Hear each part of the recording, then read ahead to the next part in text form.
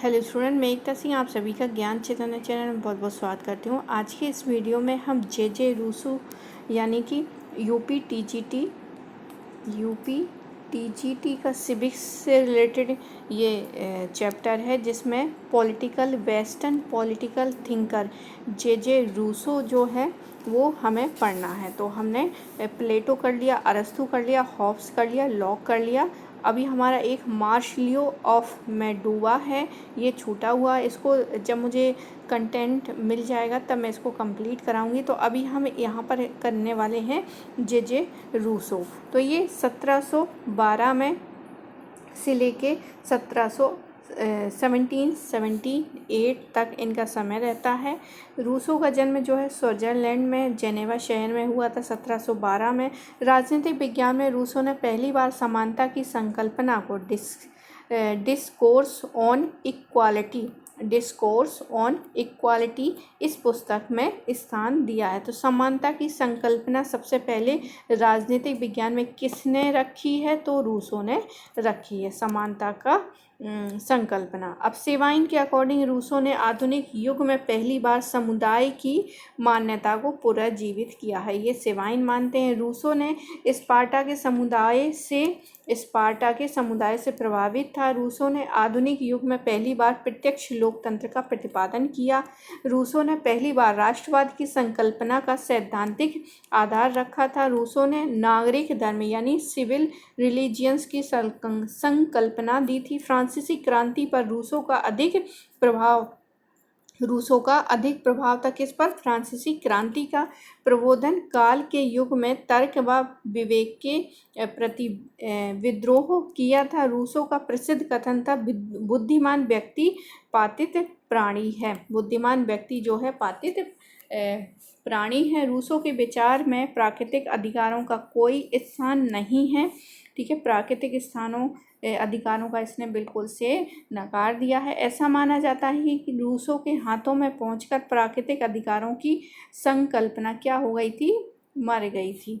आगे है, रूसो के विचारों से अमेरिका सहित दुनिया के कई संविधानों की प्रस्तावना भी प्रभावित होती है। रूसो को जैकोबिनवाद जो है फ्रांस का ही एक क्लब था जिसको और ब्लंटवाद का पिता माना जाता है। तो रूसो को जैकोबिनवाद और ब्लंटवाद का पिता माना जाता है। आगे जैकोबिनवाद हम समझ लेते हैं। तो हमने इंडियन हिस्ट्री अगर आपने पढ़ी होगी तो वहाँ आपको एक जैकोबिन क्लब का सदस्य था टीपू। तो वो किससे रिलेटेड था? फ्रांस से। तो यहाँ पर भी वही है, जैकोबिनवाद यानी फ्रांसीसी क्लब का नाम है एक जैकोबिन, जिसका नेता होता था, कौन था नेता? रोबेस्पियर था। इस क्लब के अनुसार क्रांति जो है अपरिहार्य है और यह किसी भी साधन द्वारा की जाएगी। तो टीपू भी क्या था? जैकोबिन क्लब का सदस्य था और ये मानते थे कि जो क्रांति है वो किसी भी साधन के द्वारा की जा सकती थी। ठीक है, तो यहाँ पर हम रूसो को पढ़ रहे हैं। तो ये भी क्या है? रूसो को जैकोबिनवाद और ब्लंटवाद का पिता माना जाता है। आगे देखते हैं ब्लंकीवादी क्या है? तो लुइस ब्लंकी के नाम पर ही क्या पड़ा इनका नाम? ब्लंकीवादी। अब जैकोबिनवाद ने तो मान लिया कि जो क्रांति है वो किसी भी साधन के माध्यम से हो सकती, कोई भी साधन हो, क्रांति होना आवश्यक है। तो यहाँ पर ब्लंकीवादी जो हैं वो फ्रांस में सशस्त्र और गुप्त क्रांति, ये ब्लंकीवादी मानते हैं कि सशस्त्र मतलब शस्त्रों के साथ और गुप्त रूप से क्रांति का सिद्धांत दिया है इन्होंने। ब्लंकी के अनुसार क्रांति छोटे विशिष्ट वर्ग द्वारा संचालित होती है। वेपर ने कहा है कि रूसो तर्क का उत्साही धर्मदूत है, जिसने विवेक के काल के लिए मार्ग प्रशस्त करने हेतु अधिकांश विचारों के विचारों से अधिक कार्य किया है। अब रोमांटिक विचार क्या है, यहाँ पर रोमांटिक विचार भी देख लेते हैं कि रूसो के विचार अत्यधिक नैतिकतावादी एवं आदर्शवादी हैं। ठीक है, तो ये इसमें क्या है, रूसो के विचार नैतिकतावादी हैं और बहुत ही आदर्शवादी हैं, जिसमें यह वर्तमान समाज की बुराइयों को परिवर्तित करके, मतलब समाज में जो भी बुराइयां हैं उसको परिवर्तित करके एक आदर्श समाज के निर्माण का प्रयत्न कर रहा है। तो यहाँ पर क्या है, नैतिकतावादी और आदर्शवादी विचारधारा रखने वाले व्यक्ति में जब हम उग्रवादियों का समावेश पाते हैं तो इनकी विचारधारा, चूँकि इनकी नैतिकतावादी है और आदर्शवादी, तो उनको भी उसी अपने ही रंग में क्या है, एक तरह से क्या है, एक आदर्श समाज के निर्माण में रंग देते हैं। ऐसा रूसो के विचार हैं। आगे बोलते हैं सामाजिक समझौता। तो सामाजिक समझौता जो है, रूसो ने हॉब्स और लॉक की तरह ही सामाजिक समझौते का सिद्धांत दिया है। राज्य की उत्पत्ति, स्वभाव आदि का भी वर्णन किया। तो इन्होंने भी सामाजिक सिद्धांत समझौता का सिद्धांत दिया है। मानव स्वभाव व प्राकृतिक अवस्था। रूसो ने मनुष्य के स्वभाव को पशुवत माना है। तो रूसो मानता है कि जन्म से ही क्या है, व्यक्ति एक पशु, मतलब पशु के समान ही, अगर उसको बहुत ज़्यादा नैतिकता का या मूल्य नहीं सिखाए जाएंगे तो वो क्या रह जाएगा, पशु ही रह जाएगा। वह ना तो अच्छा है और ना ही बुरा, बल्कि वह अपने प्राकृतिक पशुवत जीवन में रहता है। रूसो ने व्यक्त किया कि भद्र पशु यानी नोबल सेवेज की संज्ञा दी है। तो रूसो ने भद्र पशु किसको कहा है, व्यक्ति को कहा है। भद्र पशु जो है पूर्ण रूप से स्वतंत्र था। वो है व्यक्ति भद्र इसलिए है क्योंकि उसे स्वयं के प्रति प्रेम एवं दूसरों के प्रति सहानुभूति थी। अपनी रचना द सोशल कॉन्ट्रैक्ट, ठीक है, तो इसकी रचना जो होती है द सोशल कॉन्ट्रैक्ट, यही एग्जाम में पूछा जा सकता है किसके, यूपी टीजीटी। आप इसको याद रखेंगे कि इनकी जो रचना है किसकी, रूसो की। द सोशल कॉन्ट्रैक्ट 1762 में रूसो ने कहा है कि मनुष्य जो है, ये कथन तो बिल्कुल जो है आपको याद रट लेना है कि मनुष्य स्वतंत्र जन्मा है लेकिन सर्वत्र जंजीरों में जकड़ा हुआ है। किसका कथन है, एग्जाम में बहुत बार पूछा जाता है और पूछा जा सकता है। तो ये कथन जो है वो रूसो का है। ठीक है, रूसो ने ही द सोशल कॉन्ट्रैक्ट में कहा है कि मनुष्य स्वतंत्र जन्मा है लेकिन सर्वत्र जंजीरों से जकड़ा हुआ है। समाज के विकास तथा संपत्ति के उदय से यह स्वतंत्रता क्या हो जाती है, लुप्त हो जाती है। समाज के विकास से और संपत्ति के उदय से, समाज का विकास होगा और संपत्ति का उदय होगा तो क्या हो जाएगी, स्वतंत्रताएं स्वतः ही लुप्त होने लग जाती हैं। इसी स्वतंत्रता को अगर हमें फिर से प्राप्त करना ही हमारा क्या है, एकमात्र मूल्य उद्देश्य है। इसके लिए रूसो ने प्रकृति की ओर लौट चलो का नारा लगाया है। इसलिए प्रकृति की ओर लौट चलो का नारा किसने दिया है, रूसो ने दिया है। रूसो ने द सोशल कॉन्ट्रैक्ट में अपने कथन दिए हैं कि मनुष्य स्वतंत्र पैदा हुआ है लेकिन जंजीरों से जकड़ा हुआ है, ये भी इम्पोर्टेंट है। और यहाँ पर भी एक नारा दिया है कि प्रकृति की ओर लौट चलो। तो 3 इम्पोर्टेंट फैक्ट यहाँ से निकल के आते हैं जो यूपी टीजीटी सिविक्स के लिए बहुत इम्पोर्टेंट है। अगला देखते हैं, आगे देखते हैं। इसका अर्थ ऐतिहासिक रूप में लौटना बिल्कुल नहीं है बल्कि मानव का नैतिक प्रवृत्तियों द्वारा निर्देशित जीवन। मतलब यहाँ पर क्या है कि ऐतिहासिक रूप से नहीं बल्कि नैतिकता प्रवृत्तियों द्वारा वापस लौटना, यही क्या है, प्रकृति की ओर लौटने का नारा रूसो देता है। आगे बढ़ते हैं। मैक्सी ने रूसो को प्रकृति का शिशु कहा है। प्रकृति का शिशु कहा है, चाइल्ड ऑफ नेचर कहा है। किसने, मैक्सी ने कहा है कि जो रूसो है वो प्रकृति का शिशु है। अब रूसो की मूल समस्याएं क्या थी, मूल समस्या जो है इनके अनुसार प्राकृतिक अवस्था की मुक्त स्वतंत्रता संपत्ति और सभ्यता के विकास के पश्चात क्या हो जाती है, समाप्त हो जाती है। इनका जो मूल समस्या थी, उन्होंने इनके अनुसार कि प्राकृतिक अवस्था जो है वो मुक्त स्वतंत्रता संपत्ति और सभ्यता का जब विकास होता है तो उसके पश्चात क्या हो जाती है, समाप्त हो जाती हैं। रूसो के अकॉर्डिंग प्राकृतिक अवस्था की स्वतंत्रता की प्राप्ति के लिए एक वैकल्पिक समाज का निर्माण आवश्यक है। वैकल्पिक समाज का निर्माण आवश्यक है। रूसो के अनुसार मानव के भ्रष्ट होने का मूल कारण क्या है? समाज और संस्थाएं। तो यहाँ पर इम्पोर्टेंट ये है कि रूसो मानता है कि मनुष्य को भ्रष्ट होने का मूल कारण कौन है? समाज और संस्था है। आगे, बल्कि यहाँ पर मानव स्वभाव नहीं है, क्योंकि मानव स्वभाव तो तभी बनेगा जब जिस तरह से समाज होगा, जिस सोसाइटी में हम रहेंगे और जिस प्रकार की संस्थाएं होंगी, हमारा स्वभाव भी उसी तरह से निर्मित हो जाएगा। तो मानव स्वभाव को वो इसका दोषी नहीं ठहराता है। वो किसको ठहराता है? समाज और संस्थाओं को। अगला हम समझौते की बात करें तो रूसो ने सामाजिक समझौते का मूल उद्देश्य स्वतंत्रता की प्राप्ति था। रूसो ने सामाजिक समझौते की विधि जो है हॉब्स की भांति, परंतु उसका मूल तत्व लोके की भांति है। इसका मतलब उन्होंने लिया जो है रूसो ने किससे? हॉब्स से, और जो उसका मूल तत्व है वो मतलब दोनों का मिश्रण कर दिया है इस हिसाब से।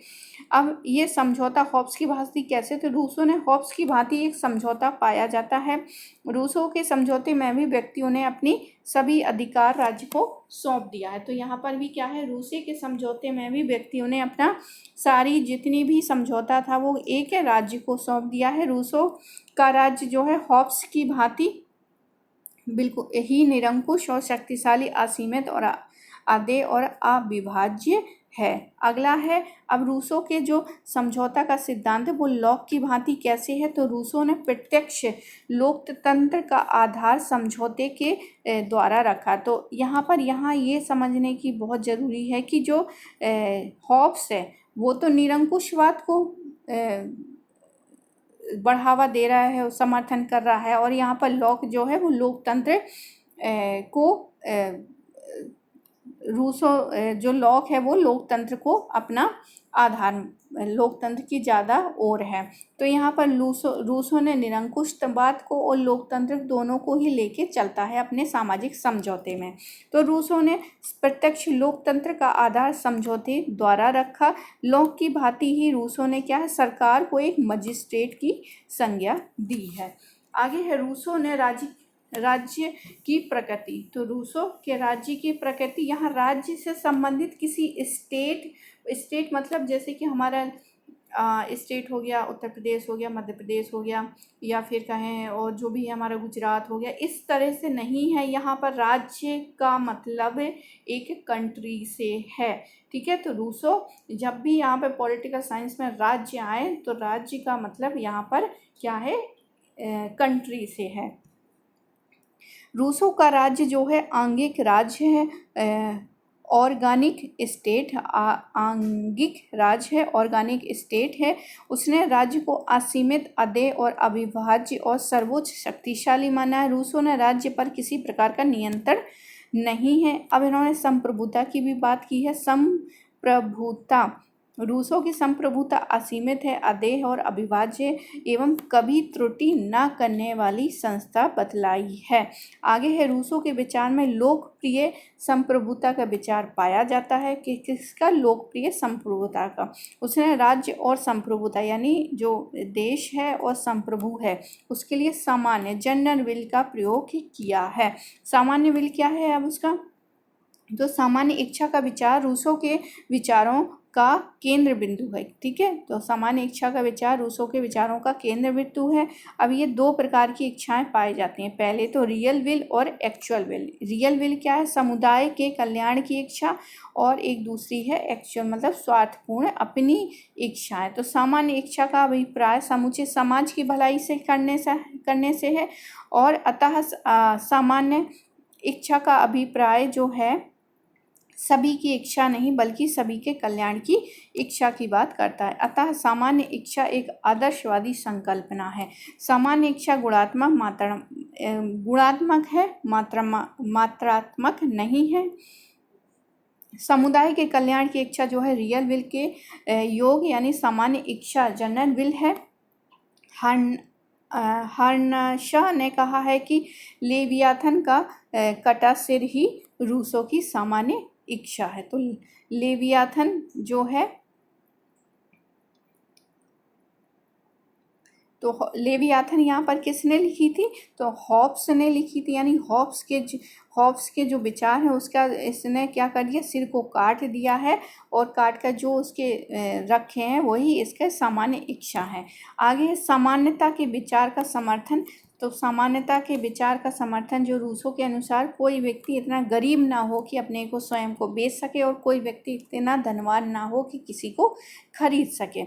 मालिक एवं दास, शासक एवं शासित का भेदभाव समाप्त हो जाना चाहिए। रूसो ने महिलाओं के लिए समान शिक्षा के अधिकार का समर्थक नहीं था। स्वतंत्रता की संकल्पना की बात करें तो रूसो के लिए स्वतंत्रता का अर्थ अपनी नैतिक इच्छा का पालन करना है। समुदाय की भलाई के लिए कार्य करना ही स्वतंत्रता है। सेवाइन के अनुसार रूसो की स्वतंत्रता की संकल्पना को विरोधाभासी स्वतंत्र कहा जाता है। रूसो का कथन है कि जो व्यक्ति अपनी इच्छा, सामान्य इच्छा का पालन नहीं करेगा उस व्यक्ति को स्वतंत्र होने के लिए बाध्य किया जाएगा। इसी कारण उसे फांसीवाद के विचार का दार्शनिक पिता कहा जाता है। किसको? रूसो को। क्योंकि यहाँ पर जो व्यक्ति अपनी सामान्य इच्छा का पालन नहीं करेंगे उस व्यक्ति को स्वतंत्र होने के लिए बाध्य किया जाएगा और फिर इसी कारण क्या है, फांसीवाद के विचारक का दार्शनिक पिता रूसो को कहा जाता है। अब रूसो को शासन प्रणाली जो है, रूसो जो है प्रत्यक्ष लोकतंत्र के जन्मदाता माने जाते हैं। क्या माने जाते हैं? रूसो जो है प्रत्यक्ष लोकतंत्र के जन्मदाता माने जाते हैं। बहुत इम्पोर्टेंट फैक्ट है, एग्ज़ाम की दृष्टि से आप याद रखें कि रूसो को प्रत्यक्ष लोकतंत्र का जन्मदाता माना जाता है। इन्होंने प्रतिनिधिवादी लोकतंत्र का कड़ा खंडन किया है। व्यवहारिक समस्या को देखते हुए रूसो ने यह भी कहा कि लोकतंत्र एक ऐसा शासन है जो केवल ईश्वर के राज्य के लिए उपयुक्त है। रूसो के लोकतंत्र की मान्यताओं का अमूलवादी लोकतंत्र भी कहा है, रेडिकल डेमोक्रेसी भी कहा है। आगे देखते हैं। अब इसमें लोकतंत्र को जनमत संग्रह लोकतंत्र भी कहा जाता है। मैकफर्सन ने अपनी रचना the life and times of liberal democracy 1977 में रूसो के लोकतंत्र को विकासवादी लोकतंत्र यानी डेवलपमेंट डेमोक्रेसी की संज्ञा दी है। अब राष्ट्रवाद क्या है? रूसो को राष्ट्रवाद के विचारक का सैद्धांतिक जन्मदाता माना जाता है। उसने राष्ट्रवाद को नागरिक धर्म से संबोधित करने का प्रयास किया है। विधिवत्तावादी विचार जो है, रूसो लोकतांत्रिक है, व्यक्तिवादी भी हैं, सामाजिकवादी उससे प्रेरणा लेते हैं, फांसीवादी से भी प्रभावित है। तो रूसो किस किस से है? लोकतंत्र से, व्यक्तिवादी से, समाजवादी से और फांसीवादी से। अब रूसो की आलोचना करें तो टॉलमॉन के अनुसार रूसो आधुनिक सर्वाधिकारवादी विचारधारा का दार्शनिक प्रेरणा है। अब यहाँ पर रूसो की कुछ रचनाएं हैं। द गवर्नमेंट ऑफ पोलैंड जो कि उन्होंने 1772 में लिखी है। द गवर्नमेंट ऑफ पोलैंड, ऐसे on the origin of language 1781 में। इमाइले और ऑन एजुकेशन और इमाइली और ट्रिटीज ऑन एजुकेशन, ये रूसो का द्वारा लिखित शिक्षा पर लिखी गई रचना है। मतलब एजुकेशन पर उन्होंने काफ़ी अच्छा लिखा है। आगे है discourse on the science and arts, तो इन्होंने discourse on the science and art लिखी है 1750 में। Discourse on the origin and bases of equality among man, तो 1754 में लिखी है ये इन्होंने। द सोशल कॉन्ट्रैक्ट, ये इनकी सबसे फेमस है और यहीं से क्या है क्वेश्चन पूछे जाते हैं। द सोशल कॉन्ट्रैक्ट और प्रिंसिपल ऑफ पॉलिटिकल राइट 1762 में रचना है। इसकी आदर्शवादी विचार हैं, प्लेटो की भांति उल्लेखित किया गया है। डिस्कोर्स ऑन पॉलिटिकल इकोनॉमी 1755 में रूसो ने कहा कि संपत्ति का असीमित अर्जन राज्य के द्वारा प्रतिबंधित होना चाहिए। मतलब जो देश है उसके द्वारा असीमित धन ना एकत्र किया जाए। बाकी उसकी एक और दो हैं जो आप देख सकते हैं, बहुत इम्पोर्टेंट नहीं है। बाकी यहाँ पे जब सोशल कॉन्ट्रैक्ट जो है वो सबसे इम्पोर्टेंट है। Discourse on the science and arts, ये भी आप देख सकते हैं, लेकिन सबसे इम्पोर्टेंट जो एग्जाम की देखती है सोशल कॉन्ट्रैक्ट और प्रिंसिपल ऑफ पॉलिटिकल राइट्स 1762 में लिखी गई है। तो आई होप आपको ये जो है रूसो हमारा राजनीतिक दर्शन में एक टॉपिक है छोटा सा। अगर आप इसको पढ़ लेंगे तो आपको जो रूसो से संबंधित जितने भी क्वेश्चन हैं पॉलिटिकल थिंकर में से, तो आपको समझ में आ जाएगा। तो आई होप आपको पसंद आया होगा। पसंद आया तो प्लीज़ लाइक करें, शेयर करें और सब्सक्राइब करें। मिलते हैं एक और अगले वीडियो में। जब तक के लिए आप सभी का बहुत बहुत धन्यवाद।